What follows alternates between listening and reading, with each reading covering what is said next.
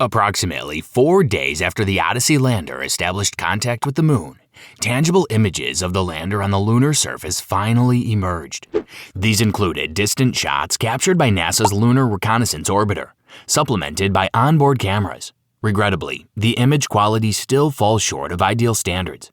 Nevertheless, they offer valuable insights into the current condition of the lander and provide indications of its path in the days ahead.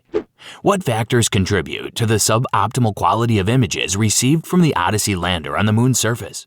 And are there potential solutions to improve image clarity? How might the data gathered from the new images inform decision-making for future missions, or adjustments to the Odyssey lander's operational protocols? In what ways does the projected operational lifespan of the lander differ from initial estimates, and what variables could impact its longevity on the lunar surface?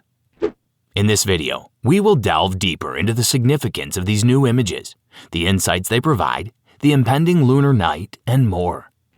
A few days ago, on the 22nd, after encountering some complications with the lander's laser rangefinders, which aid in its landing process, Odyssey was confirmed to have made contact with the moon. Initially, the company believed the landing was successful and upright. However, it later came to light that the lander had actually landed on its side.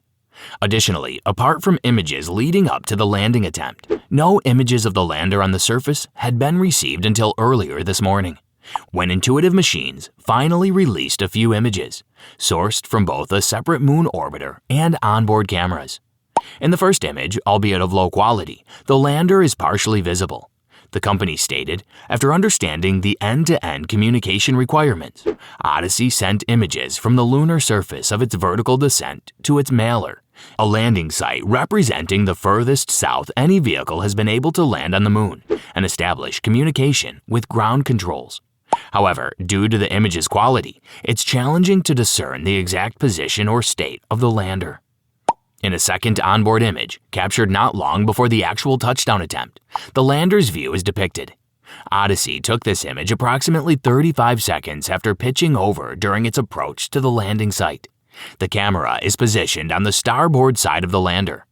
During this phase, the company noted, as part of Odyssey's descent onto the lunar surface, hazard relative navigation algorithms detected 9 safe landing sites within the targeted South Pole region. Subsequently, images from NASA's Lunar Reconnaissance Orbiter were released, providing the best view of the lander, despite the quality. In these images, highlighted by a blue box and arrow, a very small white object casting a shadow below it can be observed. Regarding this image, it was stated that images from NASA's Lunar Reconnaissance Orbiter camera team confirmed Odyssey completed its landing at 80.13 degrees south and 1.44 degrees east, at a 2,579-meter elevation after traveling more than 600,000 miles. Odyssey landed within 1.5 kilometers of its intended Malleolus landing site using a contingent laser range-finding system patched hours before landing. Additionally, they remarked, upon closer examination of the image, it does indeed seem to be on its side, appearing longer than it is tall, indicating a potential tipping over. Although it casts a lengthy shadow, a common occurrence on the lunar South Pole, the lander measures 4.6 meters in height and 1.6 meters in diameter. Furthermore, a sequence of images depicting the exact site before and after the landing attempt was provided, providing further clarity on the lander's position and condition. The addition of the lander and its shadow cast by the sun are clearly discernible in the second image. Based on statements from Intuitive Machines since the 22nd, these might be among the only images available. While not explicitly stated, it's plausible that the sideways orientation and misalignment of certain antennas may impede the reception of high-quality images. It's known that one of the primary methods planned for capturing the landing on camera, the deployment of Eagle Cam, was not executed as intended. Specifically, the lander was equipped with Eagle Cam, designed to deploy from Odyssey at an altitude of about 100 feet or 30 meters above the lunar surface, to photograph the craft's touchdown from below. Regrettably, they opted to deactivate Eagle Cam during landing and refrain from deploying the device due to a necessary software update linked to navigation complications. Compounding these challenges, indications suggest the mission may conclude prematurely. Initially, Odyssey was slated to land safely and function on the surface for approximately a week before exhausting its sunlight and power reserves. However, recent updates from Intuitive Machines imply a potential truncation of this mission. In a tweet earlier today, the company stated flight controllers plan to gather data until the lander's solar panels are no longer illuminated by Earth and Moon positioning. We anticipate ongoing communication with Odyssey until Tuesday morning. The statement leaves room for interpretation, potentially referring to either this Tuesday or the following.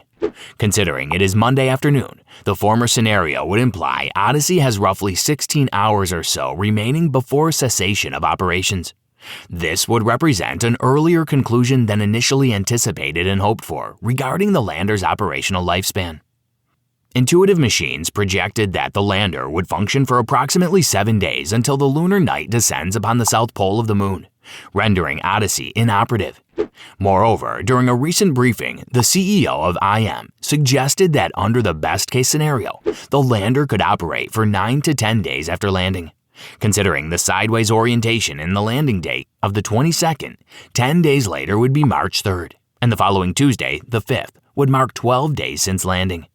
If communication with the lander were to be lost tomorrow morning, the mission duration would be around 4.5 to 5 days. The crux of the issue lies in sunlight availability. It appears that the sideways orientation may have a more significant impact than initially anticipated. Some panels, such as the top solar panel and each of the side panels, are not ideally positioned.